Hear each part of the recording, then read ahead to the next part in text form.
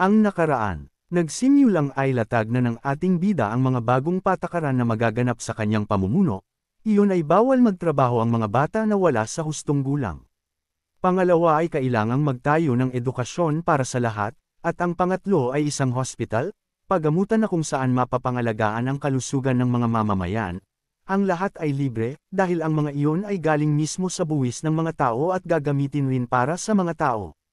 Pagpapatuloy. Sa harap ng engranding tarangkahan ng Syrian Royal Academy, tumigil ang isang napakalaking karwaheng pang-aristokrata, hila-hila ng 8 puting-puting kabayo.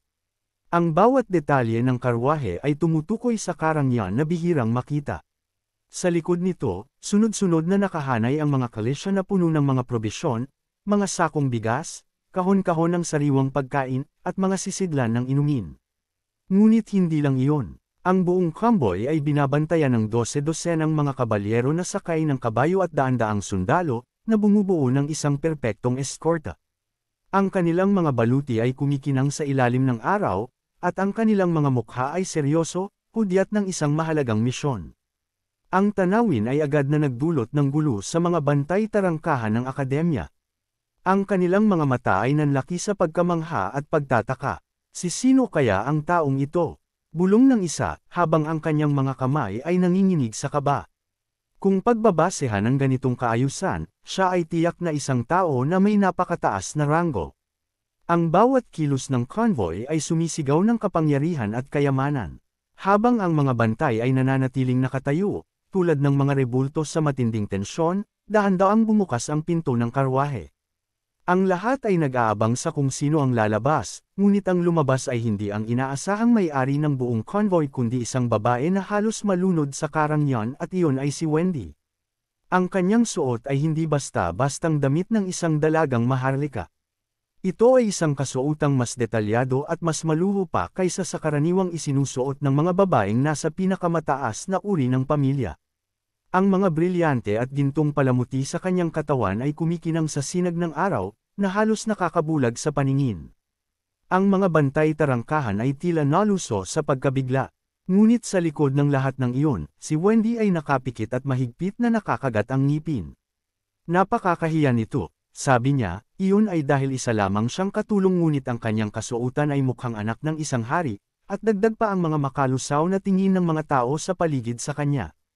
Halos wala naman talagang taong ayaw maangga sa kanilang kagandahan, ngunit ang kanyang hitsura ngayon ay sobra-sobra, sobrang agaw pansin, na nagdudulot ng matinding pagkaasiwa. Bukod pa rito, ang kanyang propesyon ay nagturo sa kanya na iwasan ang atensyon hanggat maaari. Ang pakiramdam na nasa ilalim siya ng ganitong pagsusuri ay nagpapairita sa kanya. Gayunpaman, wala siyang takas. Ang taong responsable sa pagpilit sa kanya na isuot ang ganitong kalabisan ay walang iba kundi si Claude. Giit niya, dapat siyang magmukhang napakayaman hanggat maaari, walang makapipigil dito. Pinigilan ni Wendy ang kahihiyan at lumapit sa mga bantay. Nandito ako sa ngalan ng punong tagapamahala ng Fenris Estate sa kaharian ng Luthania. Mayroon siyang mahalagang lakad sa punong guro ng akademya. Agad na natigilan ang mga bantay. Wala silang ideya kung nasaan ang Fenris, ngunit ang pagbanggit sa Luthania ay sapat na. Ito ay isang makapangyarihang karatig kaharian, na kilala sa kanyang lakas at impluwensya. Anong gagawin natin? Hindi sila mga maharlika mula sa ating kaharian. Buksan na ba natin ang tarangkahan? Hindi naman natin alam kung sino sila. Ang lakas militar ng Luthania ay nasa ibang antas kumpara sa Syrian. Ang mga bantay ay masyadong natakot upang humingi pa ng anumang pagkakakilanlan. Habang sila ay nagdadalawang isip at nagpapalitan ng nag-aalalang tingin, isang malumanay ngunit napakakapangyarihang boses ang narinig mula sa loob ng karwahe. Ano pang hinihintay ninyo? Bilasan na at buksan ang tarangkahaan. Sa ilalim ng di maipaliwanag na awtoridad, tahimik na binuksan ng mga bantay ang tarangkahan. Pagpasok ng grupo sa bakuran ng akademya, ang mga estudyante at propesor na nagdadaan ay napahinto. Ang ilan ay nabalutan ng takot sa nakitang napakalaking presensya ng militar, habang ang iba ay napuno ng pagkamangha sa agarang pagpapakita ng yaman. Nang huminto ang karwahe sa harap ng gitnang gusali, maging ang punong guro ay nagmamadaling lumabas, halatang-halata ang gulat sa kanyang mukha. Ang pinto ng karwahe ay dahan-daang bumukas.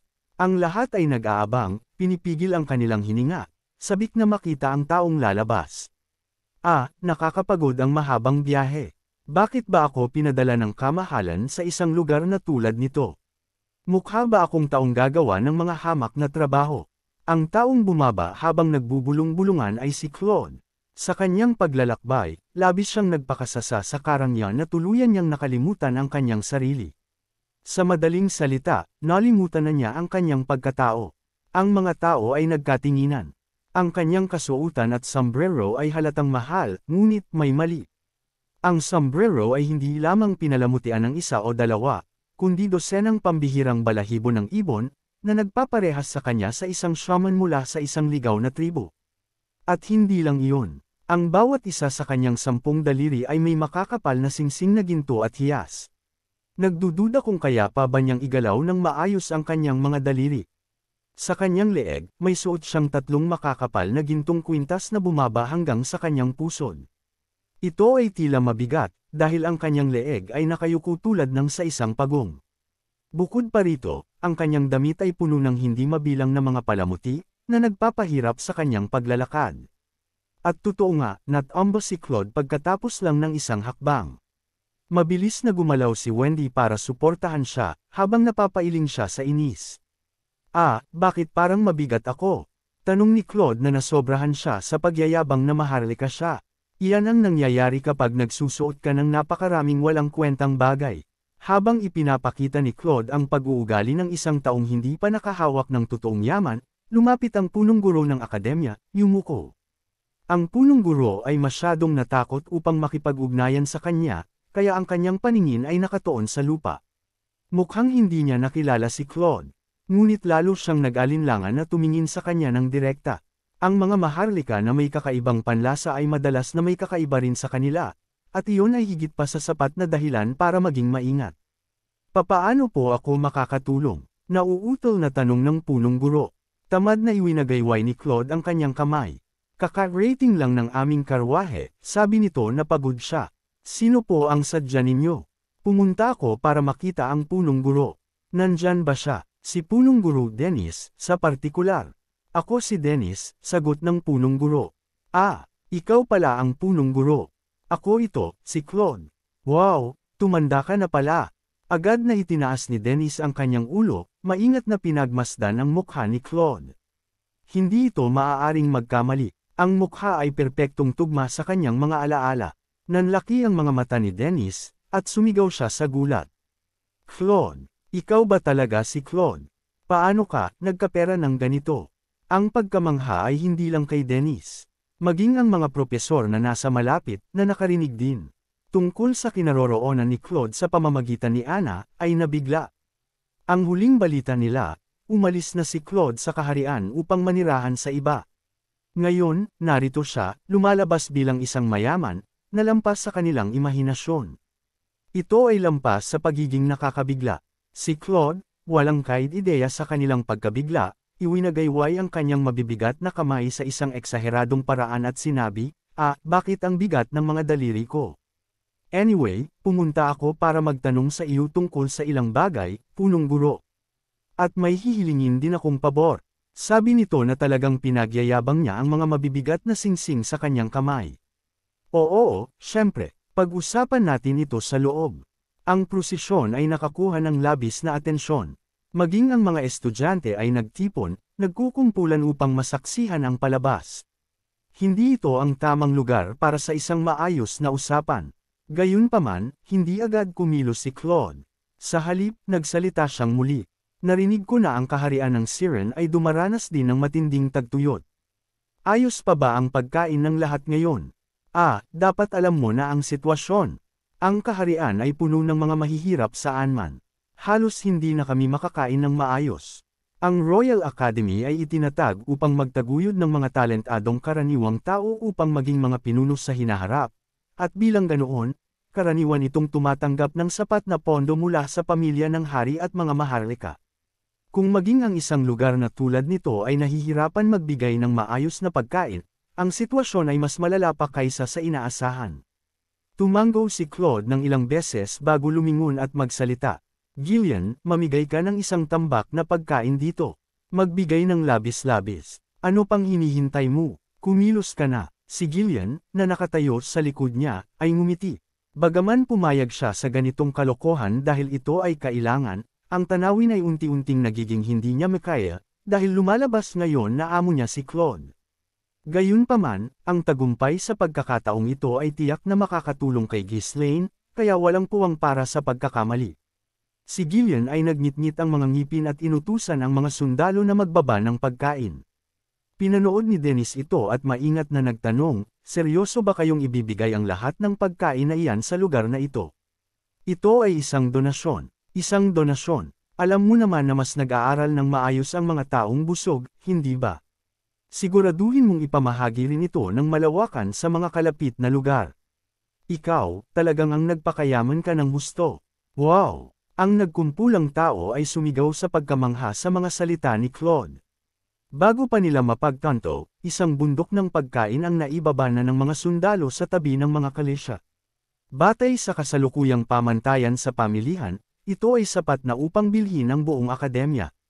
Ang ideya na ideklara ang lahat ng iyon bilang donasyon, ito ay isang desisyon na malayo sa normal. Kinaweyan ni Claude ang mga tao na may isang ngiti ng kasiyahan sa sarili, na lalo pang nagpalakas sa mga sigawan. Mabilis niyang sinuri ang mga tao, at isang bahagyang pagkadismaya ang lumabas sa kanyang mukha. Wala si Anna, ha? Wala ba siya ngayon? Samantala, si Dennis, na puno ng galit, ay masiglang sinabi, salamat, taos-pusong salamat. Pero hindi na kayo kailangan pang mag-abala na ibaba ito. Sapat na naiwan ninyo ito sa mga kalisya, kaya na namin itong asikasuhin. Ang pagbibigay sa amin ng pagkain ito ay higit pa sa isang pagpapala. Sa pagtatansya ni Dennis, sa dami ng pagkaing ibinigay ni Claude, ang mga kalisya ay isang maliit na bagay. Sila ay maaaring palitan ng libu-libong beses. Gayunpaman, si Claude, na bahagyang dumilim ang mukha, ay sumagot, hindi, kailangan kong ibalik ang mga kalisya. Sa Fenris, ang mga kalisya, na tulad nito ay mas mahalaga pa sa pagkain. Ang pagkain ay napakarami na maging ang mga ligaw na aso ay tatalikuran ang mga hindi masarap na tirahan. Isang kalisya na may mahalagang kwento, tama ba? Oo, may kwento, sa katunayan. Pasok ka na, kung ganoon. Pumasok na tayo sa loob at mag-usap ng comfortable. Hinawakan ni Dennis si Claude sa kamay at inakay siya sa loob. Kung tutuusin, kung dumating si Claude sa ilalim ng ordinaryong sitwasyon, hindi siya sana tatanggapin ng ganito. Matapos ang lahat, siya ay halos pinaalis sa kaharian, dahil sa pagkakasangkot sa pagkamatay ng kanyang mentor. Gayunpaman, ang kanyang nakakabiglang pagpapakita ng yaman at ang pamamahagi ng pagkain ay nagdulot ng pag-aatubili sa mga tao na tretuhin siya ng masama. Bagaman ito ay medyo labis at halatang pakitang tao, ang estratehiya ni Claude ay perpektong gumana. Pagdating nila sa reception room, agad na tinanong ni Dennis, kaya, ano ang nais mong itanong o hilingin? Pumunta ka ba para makita si Anna? Hindi, well, hindi naman talaga, ibig kong sabihin, hindi ako tatutol na makita siya sandali, pero hindi yun ang pangunahing dahilan kung bakit ako nandito. Si Claude ay nauutol sa direktang tanong ni Dennis, na huli sa kanyang pag-iisip. Pinilit pa ni Dennis, kung ganoon, ano ito? Sabihin mo ng malaya. Matapos mag-isip sandali, tumugon si Claude, gusto kong makakuha ng listahan ng mga estudyante na tinuruan ng aking mentor. Kasama na rito ang aking mga kaklase na kasama kong nag-aral. Isang listahan nila. Oo, at gusto ko rin na tipunin mo ang ilan sa mga estudyanteng malapit ng magtapos. Mga estudyante, bakit? Ngumiti si Claude na may kakaibang tuso na ekspresyon.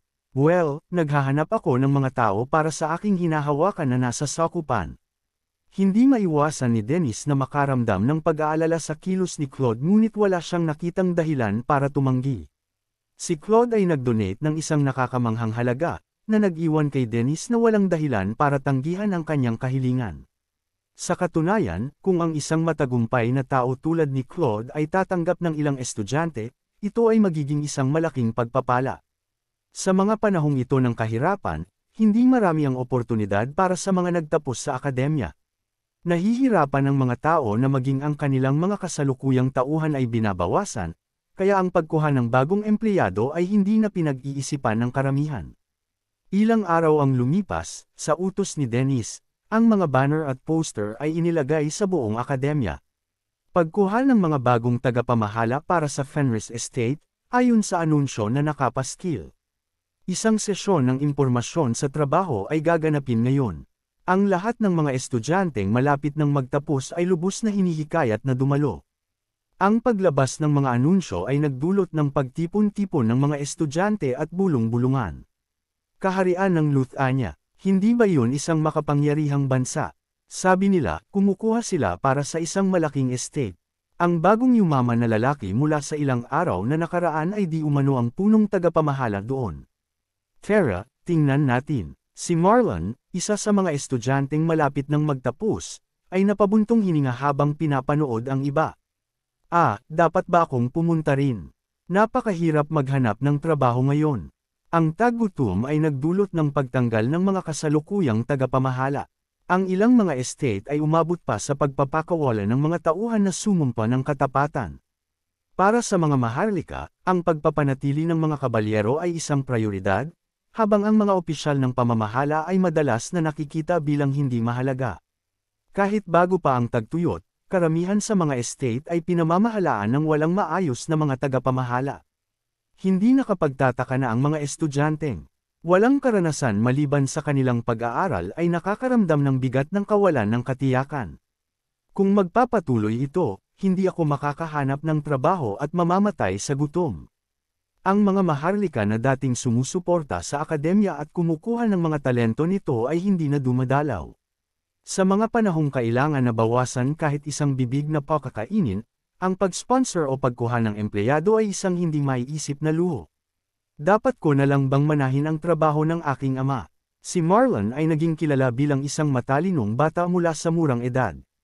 Sa ganitong mga inaasahan, ang kanyang mga magulang ay buong pusong sumuporta sa kanya. Gayunpaman, ang realidad ay walang awa. Kabilang sa mga estudyanteng nagtipon mula sa buong kaharian, may napakaraming pambihirang individual. Gaano man siya mag-aral ng husto, hindi makasapi si Marlon sa gitna hanggang sa pinakamababang ranggo sa akademikong pagganap. Ang pag-iisip sa kanyang mga magulang, na naghirap sa buong buhay nila upang suportahan siya, ay nagpababa sa kanyang kalooban. Gayunpaman, dapat ko man lang pakinggan ang sasabihin nila, hindi natin alam. Bagaman ang ideya ng ibang kaharian ay hindi partikular na nakakaakit sa kanya, hindi siya nasa posisyon para mamili. Sa mga panahong tulad nito, kahit isang bukas na trabaho ay isang pambihirang bagay. Dala ang bigat ng katotohanan, si Marlon ay naglakad ng walang gana. Nang dumating siya sa pinakamalaking bulwagan ng akademya, karamihan sa iba pang malapit ng magtapos ay nakatipon na. Ang sitwasyon ay napakahirap na ang bawat isa ay kumikapit sa kahit na ang pinakamaliit na pag-asa. Makalipas ang ilang sandali, nang makita ni Marlon na pumasok si Claude sa bulwagan, sumimangot siya. Tingnan mo lang siya, amoy scammer ang isang iyan. Galing pa sa ibang kaharian. Alam ko na agad, sabi nito na talagang talentado at matalino itong si Marlon para makita at malaman agad na isang pagpapanggap itong si Claude. Ang ibang mga estudyante ay nakaramdam din ng parehong bagay kay Marlon. Pumunta sila, natatakot na magutom, ngunit ang anumang pag-asa na mayroon sila ay mabilis na naglaho. Siya ay isang bagong yumaman. Walang duda. Mukha siyang katawa-tawa. Ang taong iyan ay di umano ang punong tagapamahala ng isang malaking estate. Si Claude, na halatang nabibigatan, ay pumasok sa bulwagan sa tulong ni Wendy. Ang kanyang kasuotan ay napakagarbo na halos maging kakaiba, at natural na nagpasama ito sa mood sa silid. Nang makita ang mga bigong ekspresyon ng mga estudyante, ngumiti si Claude. Oh, ang mga bata. Marahil dahil sa kanilang kabataan, ngunit hindi nila tila kinikilala kung gaano kahalaga ang mga bagay na kanyang suot. Tinuruan siya ng buhay na kapag may pagkakataon kang mangolekta ng mga mamahaling bagay, dapat kunin mo ang lahat ng maaari mong makuha. Matapos magubo, maikling ipinakilala ni Claude ang kanyang sarili at pagkatapos ay nagsimulang magpakita ng impormasyon tungkol sa Fenris Estate. Ang aming kamahalan ay anak ng Margrave ng Hilagang Rehiyon at siya ang kanyang tagapagmana. Pinag-isa niya ang Digald County at ang Caboldi County sa pamamagitan ng lakas militar, pinamamahalaan ang isang malawak na teritoryo, siya ay sinusuportahan din ng walang iba kundi ang Marquess ng Branford, isa sa mga pinakamaimpluwensyang tao sa kaharian. May mga bulong pa ng posibleng pagpapakasal sa anak na babae ng Marquis. Habang lalo silang nakikinig, lalo silang nagiging hindi makapaniwala. Ang katayuan ng Fenris kamahalan ay kahanga-hanga na, ngunit ang kanyang mga tagumpay at pinagmulan ay hindi ordinaryo. Batay sa inilarawan, siya ay isang bata, pambihirang bayani ng digmaan na naging simbolo ng pag-asa para sa kaharian. Ang katotohanan na siya ay paborito ng Marquess ng Branford at ang mga bulong ng isang posibleng pagpapakasal sa kanyang anak na babae ay lalong nakakagulat. Matapos ang lahat, ang Marquess ng Branford ay isang tao na napaka-impluwensya na ang kanyang pangalan ay kilala maging sa mga karatig kaharian. Gayunpaman, ang sumunod na sinabi ni Claude ay mas nakakagulat pa. Abangan! Kung nagustuhan po ninyo ang aking recap, huwag sana ninyong kalimutan ang mag-like o mag-comment. Maraming salamat.